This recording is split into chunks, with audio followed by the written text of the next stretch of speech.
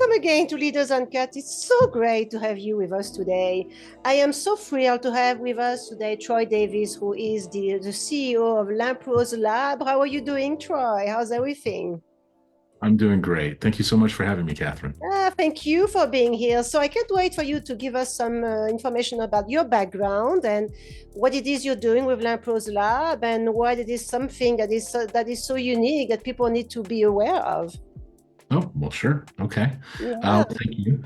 Background, I started programming when I was very young. I was about 10 years old, and I just never really stopped. I just kept programming throughout most of my life. I still program, still enjoy it. I don't do as much of it as I used to do anymore because I'm spending a lot of my day managing the company and working with clients and that sort of thing.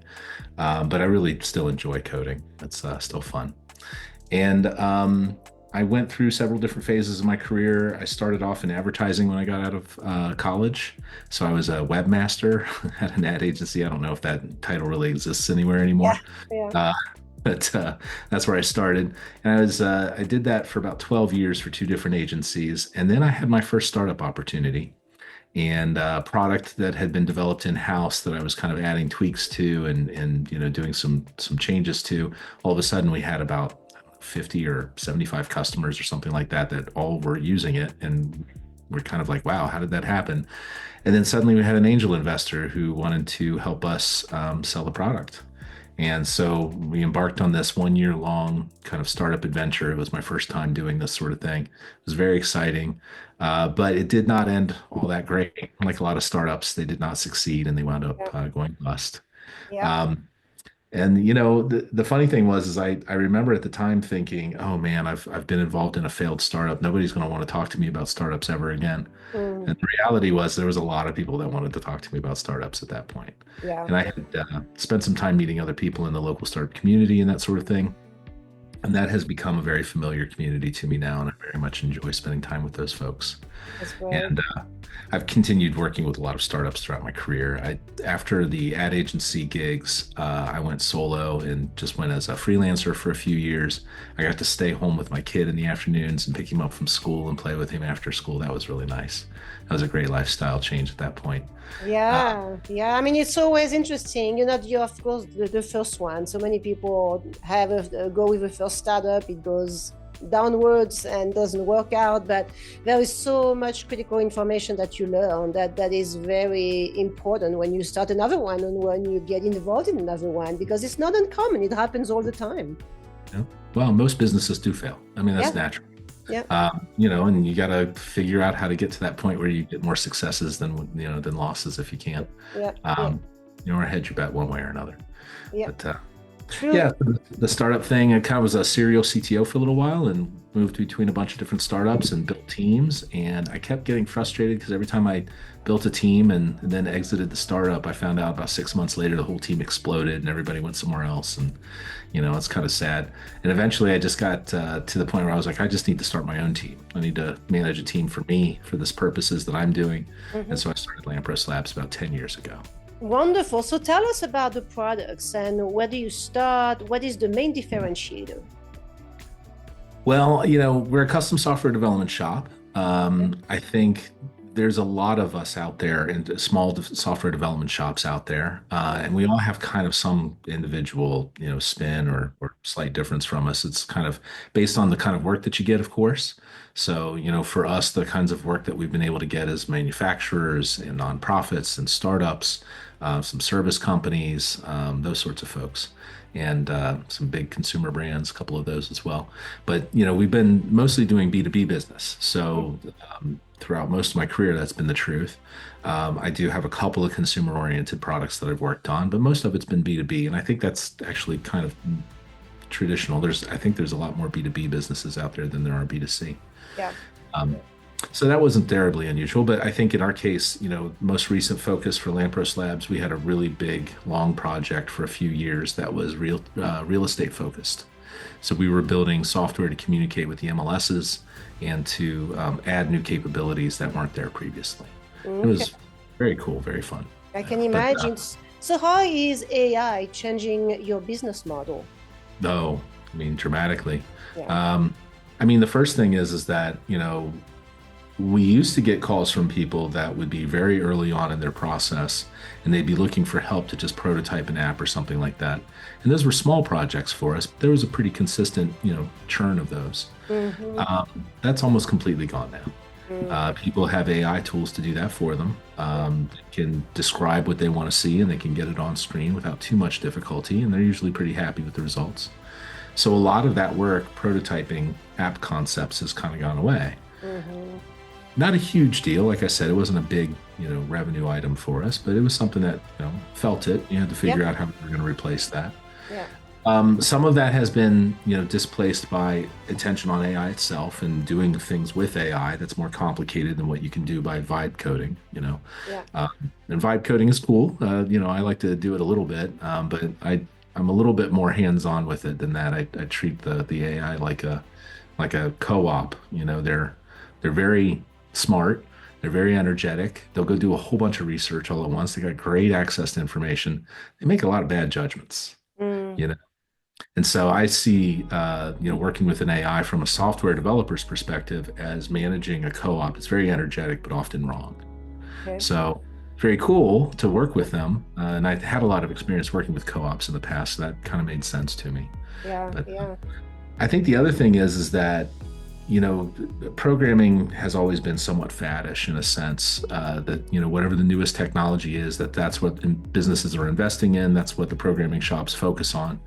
And it's been like that as long as I've been in the business. I'm sure it extends Oh, beyond that. oh yeah, it does. So is that, and I'm sure I know the answer, but I want you to speak about this. Is that speeding up the process? How long does it take typically to develop the software? Do you Yeah. also work with existing software that need to be updated? I would imagine that's also one of the scenarios, right? It's really kind of fast and slow in two different kinds of settings, I think. So Mm, the fast is happening with the startups and the new businesses and like the lightweight kind of business models, right? mm, mm-hmm. Those folks are moving very quickly and they're using AI in order to help develop their products and help refine their products and define their products in the beginning, right? So Mm-hmm. they're really leaning heavily on AI in order to accelerate their startup process and to get some scale built up. The larger companies I work with, they're still moving a lot slower by comparison. They're adopting AI, but they have to be really careful about it. The bigger the company, the more, kind of risk averse they are when it comes to using AI. Yeah, yeah, So there might be, corporate governance policies in place that dictate how they can use it in what capacities. yeah. And the tool sets are evolving so quickly right now. It's only been in the last few months that I've had a AI enabled um, code editor, IDE, that I felt comfortable enough actually just letting it do code for me. It's Mm. only been in the last few months. Mhm. Um, Isn't that interesting how, and yeah, this is one of the challenges right now because almost every day there's something new. So how do you sure. deal with this? I mean, what's your policy in that area? Because I would imagine, depending on who you work with, but it sounds like you work also with the government. There are some security issues here that need to be taken into consideration, right? I think this is one of those areas where it kind of helps to be on the spectrum, the Mm, ADHD spectrum. If you have a little bit of you have an obsession with details, you have an endless curiosity, you spend a lot of time looking things up out of curiosity just because. If yeah, that kind of describes your personality, you'll do very well in this environment because it's right. really all about quick adaptation, Yeah, quick pivots, right? yeah. It's not as much about doubling down on anything. It's really much more about being ready to change as soon as something stops working. Um, Mm, you don't mm, spend nearly as much time doubling down on anything because you really don't have the time. It's really mm. more about figure out what your next pivot is and be ready for it. So, what's your advice then? Because I would imagine when you develop a process, a plan, you have to plan when you work, especially with larger organizations. You have to have a roadmap with scenarios and what to do depending on what happens. Scenario A, scenario B, scenario C. So, what's your best advice here as to managing the landscape as we know it right now? What I'm seeing and what seems to be working is that people are compressing their time frames. Okay. You used to make a 5-year plan for a lot of businesses. Right. Those are gone. If you're making a 1-year plan, you're doing pretty well. Mm, But we've gotten into this area where, the near future is unpredictable enough that it doesn't make a lot of sense to make really big, complicated, detailed plans that go out more than about a year. yeah. Because I you like that. really just don't know what the environment's going to be like in another year. So Because things true. are changing quickly. What was it? Marshall McLuhan, right?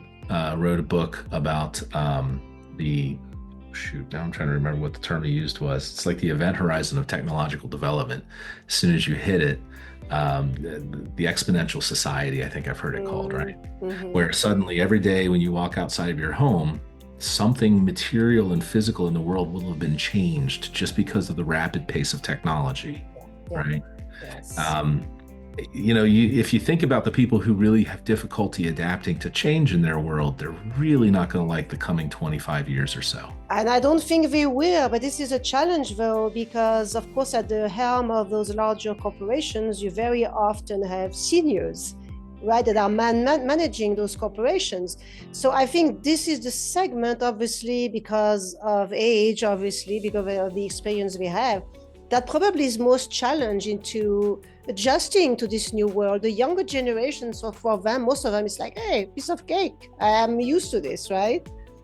It's interesting seeing, for instance, millennials, which is I'm a Gen Xer, right?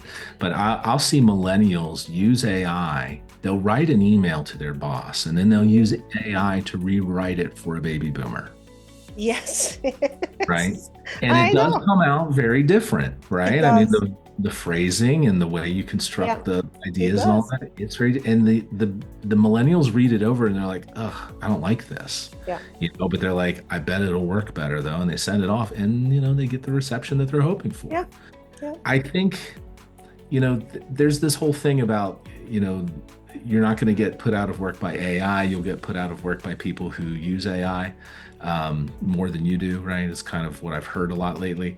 I'm Hmm. starting to think that, it's not really necessarily that as much as it's going to be, you're going to get, if you're going to get put out of work, it's going to be because somebody else not only figured out how to use AI, but they figured out how to communicate with you more effectively using it.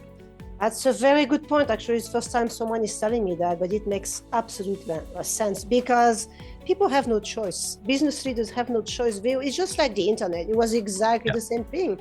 But I think this is even more powerful than the internet because it's happening a lot faster. But companies, business people, entrepreneurs, anyone, whether you are a small or large enterprise, you have no choice. You will have to adapt it or you will die. I think it's probably true. I think there's some industries that will be more isolated from its effects directly just because of the way they operate and the way that their services work and their Yeah, processes. yeah. But I mean, everybody's going to wind up using it to try to find more efficiencies. Is your marketing making an impact? Are you reaching the right audience? Is your messaging truly connecting? Are you maximizing your return on investment? At Slice Marketing, we use AI-powered insights to fine-tune your targeting, optimize your messaging, design high-converting websites, and craft content that inspires, entertains, and educates, or to amplify your brand's impact. Sometimes a small adjustment can create big results. Let's chat, no strings attached. Email us at catherine.oaks@slicemarketing.com or visit our website. I think that's unobvious. There's a trucking company that I was recently introduced to that, they're still using handwritten documents for everything. They're a small company. Yeah, So they haven't really hit like a scalability point where it really right. hurts, Yeah, right? yeah. They want to double in size in the next year, right? Well, if you want to do that, you're going to have to adopt some strategies. I mean, and we're talking really old strategies here, but barcode labels on things and being able to have a mobile app that scans the barcodes to do things so that you don't have transcription errors from manually inputting numbers that are long sequences and things like this, right? Yeah, So yeah. But it's those not kinds. just about saving time, improving productivity. It's also about a certain image because I think at some point people will not trust someone who is not adapted to the new world. They just won't. It will be very suspicious, don't you think? Look at the criticism of some of our Congress members right now, especially the older ones, who, when they get on camera, they seem not fully aware of the situation around them. Yeah, And the response of the public is we don't trust them. that's exactly what We don't happens. we don't Yeah, trust them to make decisions on our behalf. We don't yeah. trust them to do. I don't know if I trust them to have their own lunches by themselves. I'm not really sure. But that You know, is that is so true. But this is critical, and I speak with CEOs like you all the time, and very often I explain why they have to look at their branding. How do they position themselves? What are they saying? Because it is very important. Things have changed. And when they tell me, well, it has always worked, I say maybe, but it won't. This is going to change. You really have to make sure your brand is adjusted so that you appear living in this world and not in the world that was there 20 years ago. It's very important. I think a lot of the core theories behind most businesses still operate, mechanically the same way. I just Mm-hmm. think it comes down to adapting to that shorter timeline to get everything done Right. and using coping strategies in order to be able to adapt to that shorter timeline. Yeah, yeah. So, which industries do you love to work with? What do you prefer? Who is your perfect client? Perfect client. Yeah. Boy, I really enjoy startups a lot. That's true. But there is also something really wonderful about working with a big company that has had a process that's very ossified and kind of rock solid, like locked up and not moving. And then you can come in and you can help them unlock their team Yeah. and really get the whole process moving. That is actually pretty great. I don't know, like I love startups for the energy and the small teams and the creativity and the inventiveness. I love those. But there's something about working with a big company that's had problems that they couldn't figure out how to solve. Mm, And I'm one of those problem solver kind of people. I like to jump in and find a problem and chew on it. right, right. And when I find a good solution for one of those teams and they suddenly become productive and they start producing and start making good product, it can really change the course of those big companies for the long term, you Mm, know? And I very think that there's a very good possibility that, although I really enjoy the startup work a lot, I think I affect a lot more people when I work at the big companies. the big companies that make sense. And you are based in Cincinnati, Ohio, correct? Yeah, home of Right. P&G and GE aircraft engines and Kroger and Okay. a few other big Right. companies. Yeah, you have lots of big companies there. Of course, it's a very powerful, active, vibrant location. Do you work with companies nationwide? I have, I do definitely have more business in Cincinnati than outside of Cincinnati. Okay. It's been like that for quite a while. I think it's just personal networks. I meet people in person Yeah. physically here Yeah. that lead business. But I've worked with plenty of people from outside of Cincinnati as well. Okay. Not so much globally. It's been more United States based, a little bit in Canada. Okay. Yeah. Wonderful. So, what's the future, Troy? How do you see the future? I mean, what are you excited about? I think anybody who thinks they know what the future is going to be right now is lying. Yeah. Yeah, my crystal ball broke down a long time ago. I think there's some general things you can probably call out. I think there's some big patterns that we can see coming. Number one, AI is extremely overhyped right now. There's going to be a big crash in the opinions on AI Mm, as people try to implement AI into big processes, and it does mm, well for certain cases, right? So there's going to be a letdown pattern, and this happened with the internet too, right? yeah. Think about the dot-com bubble, Yeah. right? Yeah. Because everybody was hot about websites for about 3 or 4 years, and then the dot-com bubble hit, and everybody said, "Is this really worth it?" Yeah. Yeah. And there were people saying, "Hey, the web is over, the web is dead." I mean, obviously the web is not gone, the web's not. But that's the second pattern that goes with it, is that we are vastly underestimating the long-term impact that this is going Mm, to have. We're mm, doing both. We overestimate what's happening now. The acute case we think is ridiculously crazy big. It's not as big as crazy as you might think, but we really underestimate what the long-term effect of this is going to be. And you can kind of see evidence of that in things like when you do hear about people making long-term plans, they're making long-term plans with the assumption that their positions are still going to be the same. right. The structure of how they get customers and how they reward staff and incentivize productivity is going to be unchanged. Yeah. Like the core assumptions that they have around a lot of the operating variables in their business seems a little too staid, a little too conservative. And you know, I don't want to rain on anybody's parade, and I think making good plans is really important. Um, I just think that planning has to become a lot more contingent.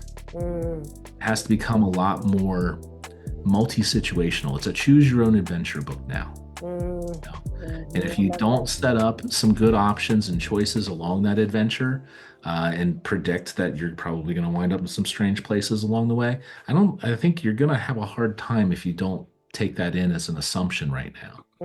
I love that frame of mind. I think it's the right frame of mind to have right now because, like you say, it's. I don't think we've ever known this before. We compare this to the internet, but I think that what we experience currently is something that has a completely different dimension. I mean, you can multiply. I think what happened with the internet, you multiply it by 100, and then you know what's going on right now. But I love what you just said. Is be careful with planning for the long term.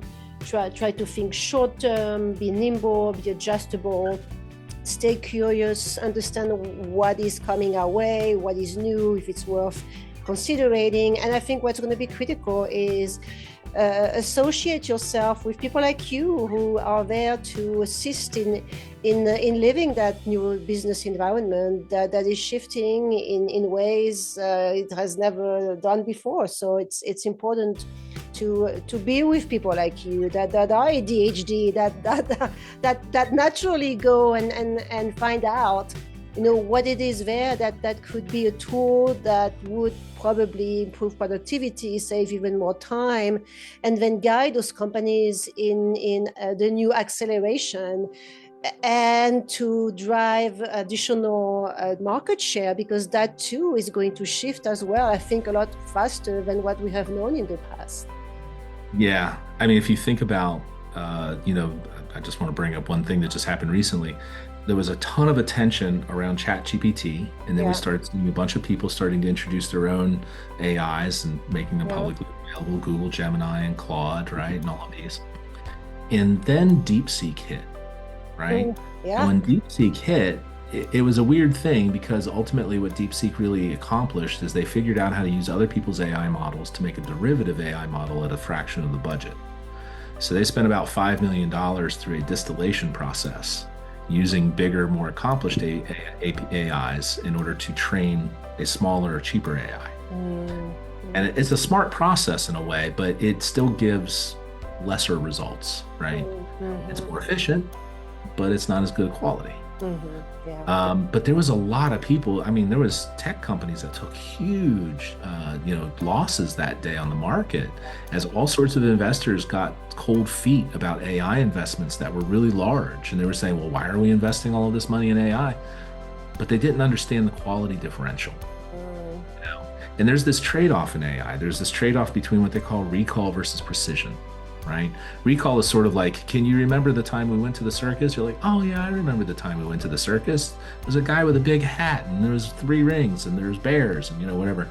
And yes, that's good. You remember the circus. That was not the circus I was talking about, though. We went to a different circus a couple years prior, and now you'll say, oh yeah, that's right. I remember. We went. Well, you just did a false positive there, right? In AI terms, your nearest neighbor recognition worked well. mm. You remembered a circus, but if I had described it a little bit more, you might have differentiated between the two circuses, right? But you lacked precision. And Mm, that's really the big problem with AI right now, is that you can't get precision out of an LLM without a lot of extra work. mm, And the LLM itself can't do it. mm, It's not capable of it. It's not designed to do that. It's not a precision tool. mm, mm. But in Yeah. order to turn it into a precision tool, you have to give it additional systems to rely upon to provide that precision, and then feed it the data pre-tailored, Yeah, right? yeah, And now the LLM can wrap some nice words around it and deliver it back to you, and you're like, oh my goodness, this thing is a genius, you know?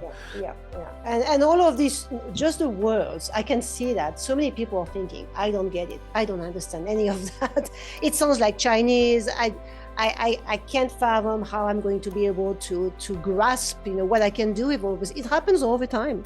Yeah. So it creates anxiety. And the one thing that I always tell people, don't be reactive. It's just like investing in the stock market. Don't be reactive because you hear a piece of news and then you put all your money into one stock. Right. You really have to think about it, get educated. I think education is very important. And then make decisions that you think are best for you after doing that research. It's very important, because with what's happening right now, people have a tendency to be just that reactive. Well, and I don't think, as fast as technology is speeding up, I still don't think that there's a good argument to make against long-term diversified investments. Yeah. Right. Like if you really, if you've got more than a few years that you can put money into the market, you should diversify that fund, right? Yeah. You should put it in there for the long haul. You shouldn't pull it out when you get angry because it dropped, right? Yeah. When you do that, you lose a lot of money too. Yeah. So I don't think that even with accelerated technological development, the idea of diversified investment is still really valuable. Yeah. Because, I mean, maybe even more so now, because things are just so unpredictable. Yeah. The diversification might have to become more diverse. And I think, problems we have right now, like, okay, here in the United States, if you use the word diverse in government work, you can lose your government work right now, because we have such a change allergic culture that's in power at the moment that they can't even conscionably take the word diversity being said in front of them. Regardless of the context, right? And think about how much of a corner you're painting yourself into there. Yeah, it's a hard one. For sure, it's a hard one. So if you start restricting your own thought by eliminating words that you can use, you're not going to do very well in this new environment. And I don't predict that the folks that are in power right now are going to do very well. Because they're too locked into an old mind frame, right? The worldview that they are operating on doesn't really exist anymore. Time will tell, right? Time will tell. That's just it'll take some time for it to pan out. But I can't imagine when you start ruling out entire chunks of your language so that you limit your own thinking capacity and your own problem solving capability. That can't go well. The one thing I've learned is no matter what you do, the universe has a way to put you back in the right place very naturally. So sometimes we freak out, we wonder, we disagree, but I know that because I have experienced that many times. We often think, or I don't understand a certain situation, and we get angry, and we fight, and we fight, and we fight, and eventually everything comes back into place very naturally. And I have always had that belief. It's always been proven to me, and I think it will be the case again and over again in the future. Yeah. No, I certainly hope that's the case. Me being more of a paranoid mindset, I have to prepare for horrible eventualities. Every app that I design, I have to go through the process of thinking about, well, what if this terrible thing happens? And what is it going to, So I spend a lot of time on those negative topics that I have to think about. I agree with you. Usually in the past, we as humans have figured stuff out. Well, sometimes we do some pretty dumb things before we get there. Oh, I agree with you. Yeah, that's for sure. Some of them can be very hard lessons, but necessary lessons, unfortunately. I think it was Winston Churchill that said, the Americans always do the right thing after they've tried every other possibility. I know. That's a good one. That's a good one. Well, but at least we take chances. I always say, the country is of opportunities. It is known as such. It's one of the reasons why I came here. One of the reasons why I came here is because you have the option to have your own business, to try things and to fail, but do it over again. And it's possible. I'll be honest with you. I think that's actually a really rare perspective for Americans. And if you don't mind, I would love for you to just spend a moment to expand on that a little bit about what it meant for you to come here and what opportunities that opened for you. Oh, I can tell you that. Well, before I came to the US, I spent 3 years in Hong Kong. And before those 3 years in Hong Kong, I was in France with an MBA, with a few years of experience behind me. I couldn't find a job. I was unemployed and I couldn't find a job. And when you are 26, 27 years old, you can't find a job with an MBA. I mean, you start losing faith in the world and wondering, what am I going to do with my life? And then I had a chance to move to Hong Kong. And in Hong Kong, I found a job in one day, literally in one day. it was incredible. So I started to get hope again. And then I moved to the United States, and it was in 2000. And I always wanted to learn everything about the web. It was the web boom. And I was able to learn all of this without spending all my reserves. And there again, I found another job in a month. So that's a perspective that a lot of people don't understand. It is the land of opportunities. And when you want to do something with your life, you can. In France, I wanted to do something with my life, but all the doors were shut. Literally, all the doors were shut. And the economy, we have to understand that in Europe, it's still very hard. It's hard to build your own business. It's very expensive. You need a lot of money to start a business. And then you have to give 50, 60, 70% of what you make to the government. Do you want to do that? I don't want to do that, right? So these are, and I think, elements that people need to understand. But when you live in a country that is as big as the United States, it's really hard to have a perspective that is beyond those boundaries, because it's a huge country. And when I hear people say, the US is the world, I scream, no, it is not the world. You don't understand. People complain about this country, but we have more than 90% of the people in the world. So it's really important to build that perspective and understand that we are very blessed, even though we don't agree with everything that's going on. I feel blessed. I feel blessed to have been able to be here. It took me 6 years to become a citizen. 6 years. I was lining up at 4 in the morning in San Diego to talk to immigration attorneys so that I could actually become a citizen. It took me 6 years. So, this is because I did it the right way, and it is hard. So be reasonable. You have to be reasonable and not ask for a silver platter when you come in this country illegally. I'm sorry, this is not okay. It drives me nuts when I see that. You have the option to do anything you want, but work. Get up in the morning and work and do the right thing. And then things come your way. It's very important to not think that because you're an immigrant, everybody needs to serve you. And then you can sit on your beautiful chair and wait for money to fall on your laps. No, it doesn't work that way.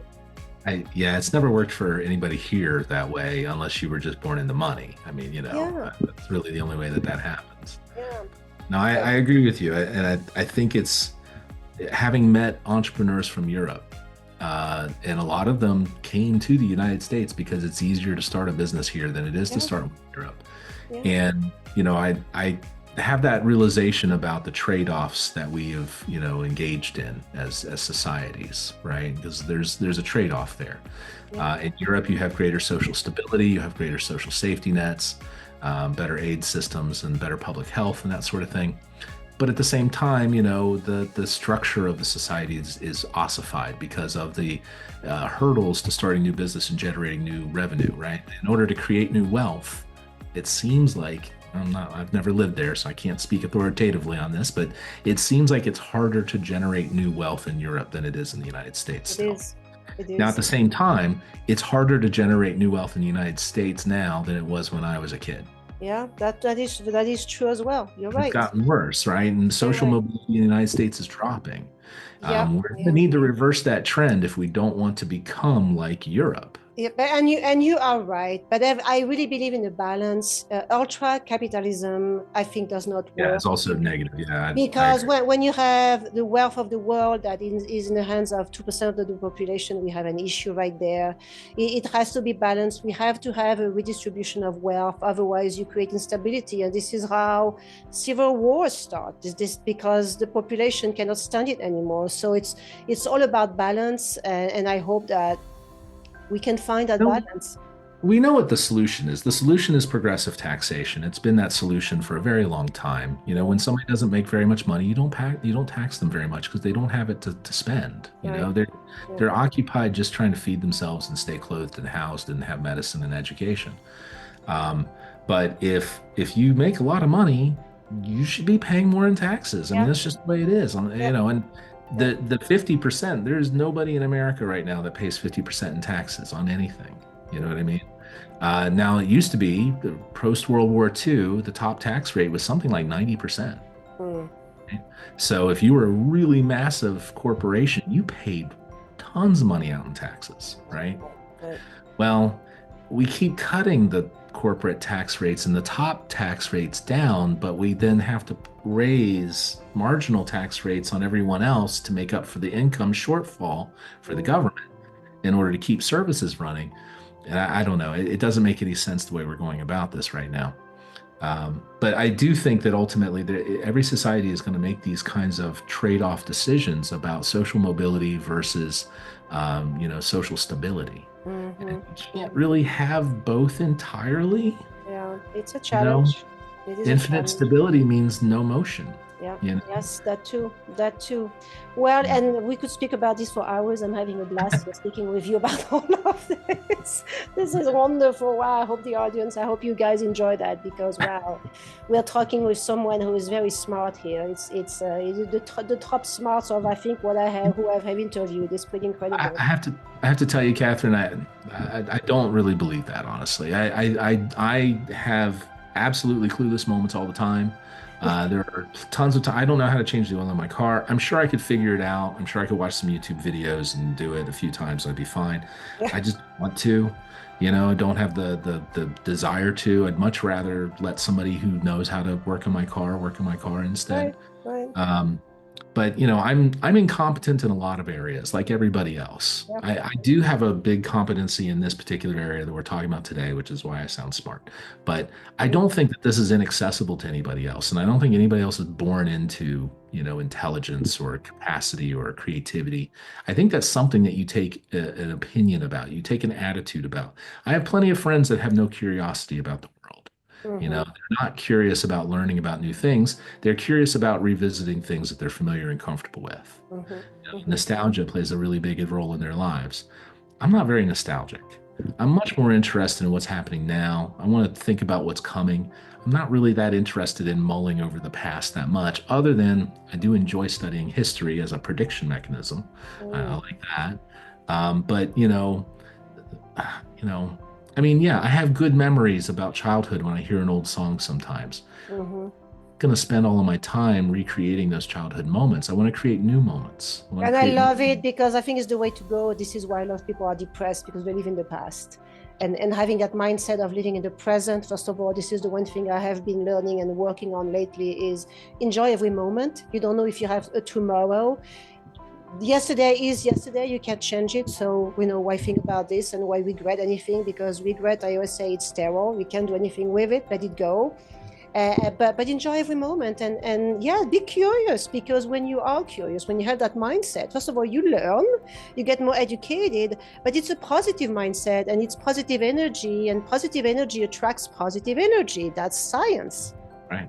Well, and being a curious person means that I'm a lot more personable, even though, technically I'm introverted. I'm in a large social situation, or if I give a public talk or something like that, afterwards I feel very drained energetically. Yeah, I do not feel charged up, right? A natural extrovert will feel charged up by that experience. I don't. yeah. So I know that I'm actually naturally an introvert. However, my curiosity makes me want to talk to everybody. Mm, And mm, I just want to find out how they think about things and how did you get to where how you feel what you do yeah. and what drove you there. And, tell me more about these factors that matter to you and why that judgment, why you made this judgment rather than that. I find that fascinating, you Mm, know?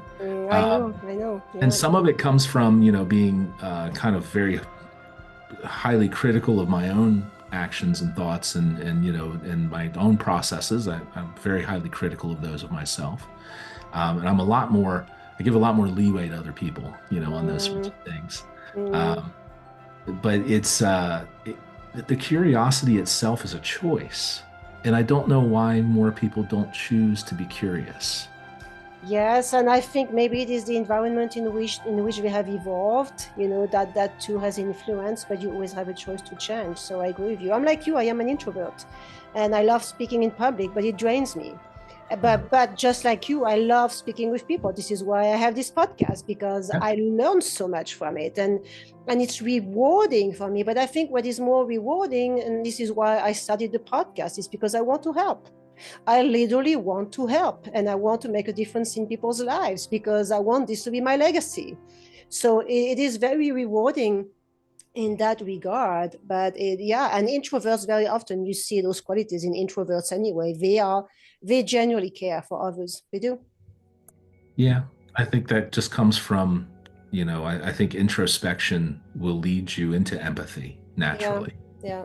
People who are not very introspective have, I think, a harder time developing that sense of empathy. A very good point. Very good point. I think you should be a philosopher. You need to write books. That's what I think. Maybe if I could dictate it on voice while I'm driving, maybe I could I do it. know. I know. All right, great. Well, we've learned a lot. That was a wonderful conversation. So, Troy, I asked my guests at the end of our little conversation, which is a wonderful one right now, to share a story of resilience, what it is that you have overcome in your life that has taught you some valuable lessons. Okay. Well, I'll give a very personal one, and briefly, I'd like to give a business one if that's all right too. Yeah. The personal one was I lost my father as a child. And it was tough, Mm, So I was, I think, sorry. he passed away when I was 10. Uh, Wow. he was in the hospital for about 3 years prior to that. It was pretty rough. I had a lot of depression issues as a child. But much to my mom's credit at the time, even though, most in American society, psychiatry and psychological therapy has had a bad reputation in the past. And my parents' generation saw it as a sign of psychological weakness or some kind of mental incapacity. So, getting counseling was not really something Mm, they wanted me to do necessarily, because they right. were concerned about the effect of that on me long term, because they thought it was potentially could have a very negative effect. Right. Luckily, my mom, I think, recognized that she needed to try something, so she got me into a counseling session with somebody who talked with me. I was probably 11 or 12 years old by then. It made a huge difference. You know, I didn't have the mental constructs and the words and the concepts or the knowledge or the experience in order to contextualize what I had been through, and in order to put it in some kind of a perspective that allowed me to make choices and to regain some autonomy. Mm, Right. I mm, felt very much a slave to the universe at that point in my life, and it was very difficult to see how anything would get better in the future. mm. And that led to the depression, of course, Right. right? Right. Getting that counseling really did change my perspective. It allowed me to realize that the world was going to go on, that I still had a whole life ahead of me as a child, Right. and that there was a lot that I could do to control the world around me and to make this into a better experience for myself moving forward. Um, I will say that successful recovery from a childhood trauma is something that I have since learned is one of the very consistent traits amongst successful founders of startups. Mm. And it has something to do with gaining a kind of healthy resiliency in the face of challenges Mm. and realizing that the current crisis that you are enduring at the moment is not permanent, and it will too pass. This too shall pass, Yeah. and there will be an after, and you get to make choices about how that after part works. You know, So and I true. think most startup founders have to have that, Yeah. because you're going to get stomped on so many times along your journey as Yeah. you try to create something truly new and different and unique and valuable. Yeah. There's going to be a lot of problems along the way, Yeah. and you can't just get depressed and give up. Yeah, yeah, You that's know? such a great advice. You're right. You have to be resilient. It's a hard journey. I would say it's a marathon. It's a roller coaster. You're gonna have great highs, great lows, but you have to be mentally and physically resilient. You have to be strong. Well, and it's not inaccessible to anybody else either. So, even if you are a person who has not gone through a childhood trauma and recovered successfully, there's still plenty of opportunity for you to learn that kind of resilience. There are ways to Yeah, do it. The military trains people to do this all the time, yeah, yeah. right? They train you to have that shell-shocked resilience, and they do it with literal explosions. So they have explosions and noise going off, and then you have to do stuff and be functional while that's happening. A Mm, lot of people, the initial reaction is shell shock and hide and cover and, fear and afraid and all of right. that. Well, you have to get out of that and become productive again in order to move forward. And I think those kinds of programs that teach resiliency in the experience of traumatic situations, even if they simulate it, still effective apparently. Hmm. So I don't think, and again, I like, oh, I got my thumb up going. You get Uh, to come back. Yeah, the that's good. emotions thing. Yeah, my favorite one right now is this one. Let me see if I can do it. Yeah, laser light show. Oh, Love it. I I love didn't that know one. this one. Oh, just learned Great one. something.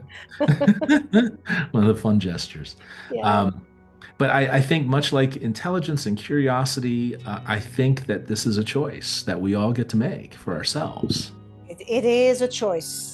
I agree with you, but some people have a hard time making that choice. It can be a very tough one to make sometimes. Yes, I would definitely. encourage people to seek out others who have had experiences that could have led them there, to seek out others who are seeking the same thing as you, to use the resources around you in order to gain those skills and those, if you don't feel like you're a curious person you want to be, go talk to curious people. It's not that Yeah, hard. yeah, you know and I think if you didn't have a traumatic experience as a child but you want to be a startup co-founder, I don't think there's anything wrong with that, and I think you can yeah, do a great job.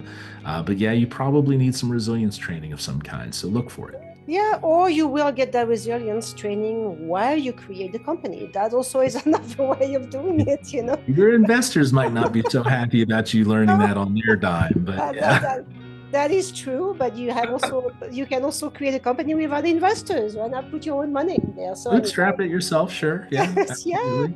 So anyway, well, thank you. That was a great story. I love it. Thank you. That's wonderful. And I'm sorry you had to endure that as a child. It must have been quite something. Yeah, Everybody goes through, horrible suffering at some point in their lives. yeah, Everybody gets it as a child, but in some ways, I think, if I had my druthers, I wouldn't go back and change anything at this point. I mean, I wouldn't want that to happen to my father, of course, but, after that, that event happened, I just had to find a way to move on. That's yeah, it.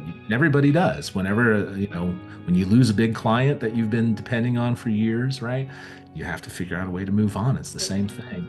you You're have going to. to go through a grief cycle, dive into it, try to work through it as quick as you can, you know, um, make sure that you're, checking yourself and making sure you're all right, checking with people that care about you, make sure that they think you're doing all right, eat, sleep, do the things you're supposed to do, Yeah, but, getting through the painful parts is the stuff that's not very sexy that they don't tell you about in the TED Talks, I know, I know, I know, Um, and it happens so often. But it's because I've had those hard moments. But you have to learn to pivot, and you have to learn to pivot fast because depression can happen faster than you think, and then it's a lot harder to react. So, like you say, having the right environment, but asking for help. Don't be afraid to ask for help. It's oh okay. yeah. It's okay to be vulnerable. It's okay to show your weakness. I think it's smart to show your weakness because it's admitting, hey, I can't do it on my own. Please help. And people, most of the time, they love to help. They are here Yes. for you. So don't be afraid to ask. Much agreed. And it's not like anybody can really put on that front that you can do everything and be everything, even just Yeah, for yourself. That's yeah, just not really feasible. yeah, We're limited beings. yeah, yeah. I But agree. in collective, we can do some amazing things. Mm-hmm. So Definitely. that's Definitely. something that I really enjoy working with teams that have a very I'm going to use the word again. So hopefully I don't lose any federal contracts at any point, but having a really diverse team in terms of not just the backgrounds of the people, but how they talk, how they think, where they come from, what their cultural context is. When you have a diverse team like that, it just makes the whole group so much more effective. Yeah, at the end of the day, we are all humans. We are all humans from planet Earth. I think that's important. We are one. We're one. We may have different looks, different languages, different ways of thinking, but that's the treasure is in that. It is fully in that. So anyway, wonderful. That's a great example. Anything else that you want to share? You said you had one more you wanted to share. Oh, there was a business challenge. I was going to bring up a business challenge that Okay. All happened.